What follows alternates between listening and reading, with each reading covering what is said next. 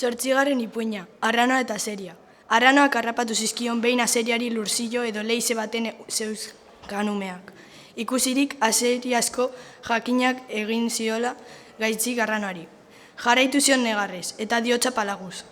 Hegazti beste guztien erregezarena, errukitu zaitez nitaz. Bihurtu behar dizkidazu nire umeak. Zertarako guraso bati emango diozu onelako atxekabea? Erantzun zion arranoak. Hago izilik lapur zitzalori. Zenbat alditan harrapatu dizkiozu oiolokatuari bere txitatxoak bigundu gabe gurasoek negarrez? Oiolokatuari bere inork ez ikusi ezin zaitu kiratxo gaizto hori. Hala arranoak eraman zituen azerikumeak bere abiara.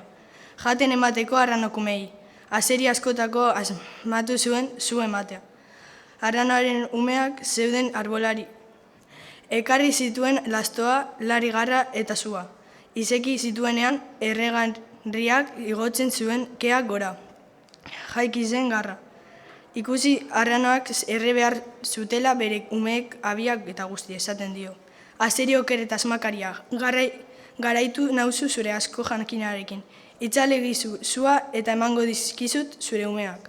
Hala bihurtu zizkion kalte gabe, irakasten zuela.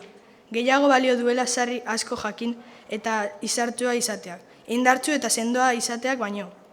Daudenak toki goietan eror daitezke bera. Arrotu behar ez gara zorio ordu honetan.